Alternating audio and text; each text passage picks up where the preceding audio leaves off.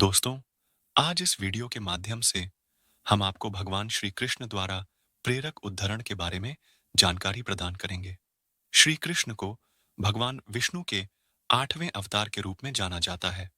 श्री कृष्ण ने हमेशा ही अपने ज्ञान के माध्यम लोगों को उत्साहित व प्रेरित किया है, जिसका सबसे बड़ा उदाहरण भगवत गीता है। कहा जाता है कि मनुष्य के जीवन में हो रही समस्त परेशानियों का हल भगवत गीता में मौजूद है। आज इस लेख में हम आपको कुछ ऐसे उद्देश्यों के बारे में बताएंगे जो साक्षात भगवान श्री कृष्ण के द्वारा दिए गए हैं। श्री कृष्ण कहते हैं कि मनुष्य को अपने मन को बार बार यही समझाना चाहिए कि ईश्वर के अलावा उसका इस दुनिया में और कोई नहीं है। अहंकार उस समय उत्पन्न होता है जब हम यह भूल जाते हैं कि प्रशंसा हमारी नहीं, हमारे गुणों की जा रही है। भगवान श्री कृष्ण ने कहा है कि परिवर्तन ही इस संसार का नियम है। कल जो किसी और का था, आज वो तुम्हारा है और कल किसी और का होगा। कल की चिंता मत करो। जिस ईश्वर ने आज तक तुम्हें संभाला है, वह आगे भी संभाल लेगा। आप वही बन जाते हैं जिसमें आपको विश्वास है कि आप बन सकते हैं। जो कुछ भी तुम्हारे साथ हुआ है, अच्छे के लिए ही हुआ है, और जो हो रहा है, अच्छे के लिए हो रहा है, एवं जो आगे होगा, वो भी अच्छे के लिए ही होगा। श्री कृष्ण कहते हैं कि बुरे कर्म करने नहीं पर ढहते हो जाते हैं, और अच्छे कर्म होते नहीं करने पर ढहते हैं। यदि मनुष्य शिक्षा से पहले संस्कार, व्यापार से पहले व्यवहार तथा भगवान से पहले माता पिता को पहचान ले, तो उसके जीवन में कभी कोई परेशानी ही नहीं होगी। भगवान श्री कृष्ण कहते हैं कि इस संसार में सब कुछ समाप्त होने जैसा कुछ नहीं होता है। सदैव एक नई शुरुआत हमारी प्रतीक्षा कर रही होती है। अगर जीवन में कभी अवसर मिले तो किसी के सारथी बनना, न कि स्वार्थी। जीवन एक निरंतर चलने वाली यात्रा है जिसमें सुख और दुख, सफलता और असफलता, आशा और निराशा के अनेक पहलू होते हैं। हर इंसान अपने जीवन में कई कठिनाइयों से गुजरता है, और ऐसी स्थिति में हमें संतों की शिक्षाओं से मार्गदर्शन मिलता है। संत महापुरुषों की वाणी जीवन को सही दिशा में ले जाने और उसे शांत और संतुलित बनाने में मदद करती है। उनके उपदेश हमें यह सिखाते हैं कि जीवन के उतार चढ़ावों को किस प्रकार सहजता से स्वीकार किया जाए और आत्मिक शांति प्राप्त की जाए।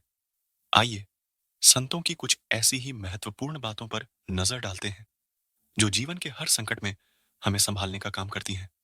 संत कबीर ने कहा था, धीरे धीरे रे मना, धीरे सब कुछ होए, माली सींचे सौ घड़ा, ऋतुआए फल होए। इसका अर्थ है कि हमें जीवन में धैर्य और संयम रखना चाहिए। हर कार्य का एक निश्चित समय होता है, और हमें अपनी इच्छाओं को तुरंत पूरा करने की आशा नहीं रखनी चाहिए। जीवन में कई बार हम चाहते हैं कि हर चीज हमारे अनुसार हो, लेकिन ऐसा नहीं होता। संतों की शिक्षा हमें सिखाती है कि हर परिस्थिति को स्वीकारें और धैर्य से प्रतीक्षा करें। जैसे एक बीज को पेड़ बनने में समय लगता है, वैसे ही जीवन के हर पहलू में समय और धैर्य की आवश्यकता होती है। संत महापुरुष हमें यह सिखाते हैं कि जीवन में सबसे महत्वपूर्ण चीज है कर्म। भगवत गीता में भगवान कृष्ण ने अर्जुन को कर्म का महत्व समझाते हुए कहा था, कर्मण्येवाधिकारस्ते मां फलेषु कदाचन। इसका अर्थ है कि हमारा अधिकार केवल कर्म करने में है, फल की चिंता हमें नहीं करनी चाहिए। संतों की यह शिक्षा हमें बताती है कि जीवन में कोई भी स्थिति हो, हमें निरंतर अपने कर्म पर ध्यान देना चाहिए। चाहे जीवन में कितनी भी कठिनाइयां आए, यदि हम अपने कार्य को ईमानदारी और निष्ठा से करते रहेंगे, तो सफलता अवश्य मिलेगी। जीवन के उतार चढ़ाव को संत महापुरुष समय के चक्र से जोड़ते हैं। उनका मानना है कि समय निरंतर बदलता रहता है, और हमारे जीवन की परिस्थितियां भी इसी चक्र का हिस्सा है। जैसे दिन के बाद रात आती है और रात के बाद दिन, वैसे ही जीवन में सुख और दुख, सफलता और असफलता का क्रम चलता रहता है। संत तुकाराम ने कहा था, सुख दुख ची श्रृंखला आहे, ही सृष्टि ची चाल आहे। यानी सुख और दुख एक दूसरे से जुड़े हैं, और यह सृष्टि का नियम है।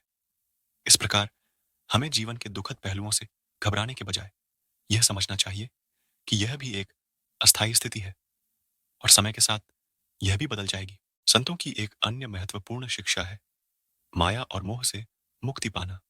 जीवन में अक्सर हम भौतिक वस्तुओं और सांसारिक इच्छाओं के पीछे भागते हैं, लेकिन संत हमें यह सिखाते हैं कि यह सब अस्थाई है। कबीर ने कहा था, माया महाठगिनी हम जानी। इसका अर्थ है कि माया यानी भौतिक वस्तुएं हमें धोखा देती हैं। हम जितना इनके पीछे भागते हैं, उतना ही हमें इनके मोह में फंसने का खतरा रहता है।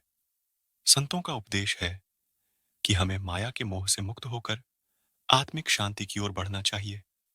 यदि हम अपने अंदर की शांति को प्राप्त कर लेते हैं, तो जीवन के उतार चढ़ाव हमें प्रभावित नहीं कर पाते।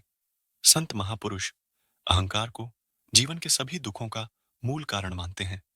अहंकार हमें दूसरों से अलग और श्रेष्ठ महसूस करने की ओर ले जाता है, जो जीवन में कई समस्याओं का कारण बनता है। संत कबीर ने कहा था, न मैं देवल, न मस्जिद, न काबे कैलाश।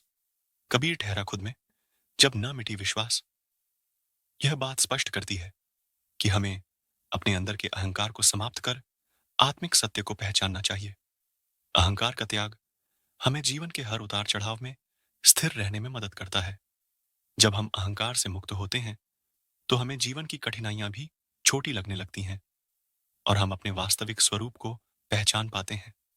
संत महापुरुषों ने क्षमा और सहनशीलता को महान गुणों में गिना है।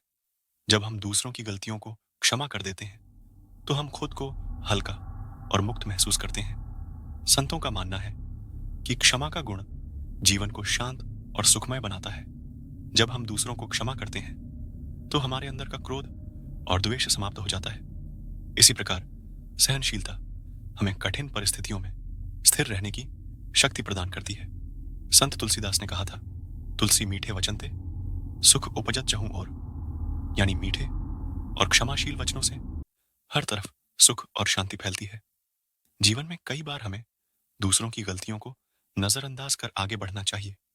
तभी हम सही मायनों में आत्मिक शांति प्राप्त कर सकते हैं। संत महापुरुषों की सबसे महत्वपूर्ण शिक्षा यह है कि हमें ईश्वर पर अटूट विश्वास रखना चाहिए। जीवन में चाहे कितनी भी कठिनाइयां आए, यदि हमारा ईश्वर पर विश्वास अडिग है, तो हम हर मुश्किल का सामना कर सकते हैं। संत कबीर, गुरु नानक, संत तुलसीदास जैसे महापुरुषों ने अपने जीवन में ईश्वर के प्रति अटूट विश्वास रखा और अपने अनुयायियों को भी यही सिखाया। जब हम अपने सभी कार्यों को ईश्वर को समर्पित कर देते हैं, तो हमारे मन से चिंता, भय और तनाव समाप्त हो जाते हैं। ईश्वर के प्रति विश्वास हमें यह समझने में मदद करता है कि हर परिस्थिति ईश्वर की इच्छा के अनुसार ही हो रही है और हमें इसमें समर्पित रहना चाहिए। संतों की वाणी में सत्संग का विशेष महत्व बताया गया है। सत्संग यानी सज्जनों की संगति। संतों का मानना है कि सज्जनों की संगति हमें जीवन के कठिन समय में मार्गदर्शन और प्रेरणा देती है। जब हम अच्छे विचारों और सकारात्मक ऊर्जा से घिरे होते हैं, तो हम कठिन परिस्थितियों का भी सामना आसानी से कर सकते हैं।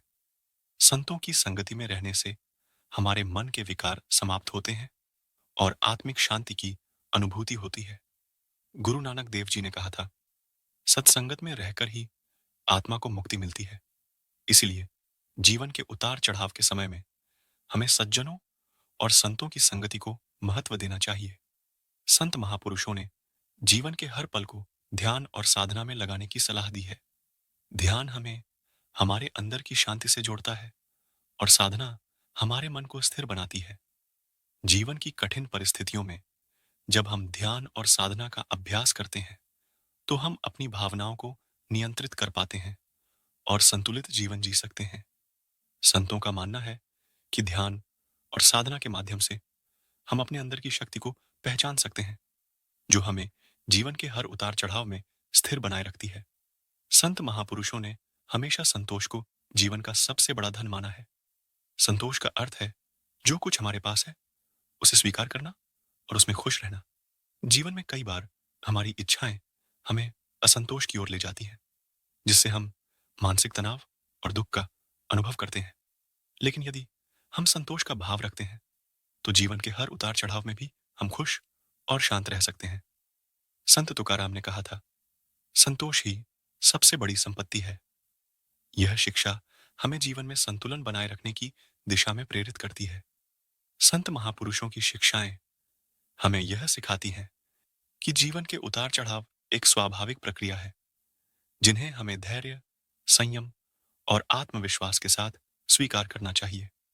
जब हम संतों की बातों को अपने जीवन में उतारते हैं, तो हम हर परिस्थिति का सामना शांति और संतुलन के साथ कर सकते हैं। जीवन में कितनी भी कठिनाइयां आए, यदि हम संतों की शिक्षाओं का पालन करेंगे, तो हमारा मन शांत और हमारा जीवन सुखमय रहेगा। मित्रों, कैसा लगा आपको हमारा यह वीडियो? अच्छा लगा हो, हमें जरूर बताएं और अपने दोस्तों के साथ भी शेयर करें। हम आपको बहुमूल्य जानकारियां उपलब्ध कराने के लिए समर्पित है। हम अपने इस कार्य में उनके समर्थन और सुझाव की अपेक्षा करते हैं, ताकि हमारा यह प्रयास और बेहतर हो सके। मित्रों, आज बस इतना ही। मिलते हैं फिर एक नए वीडियो के साथ। तब तक के लिए धन्यवाद। जय श्री कृष्ण।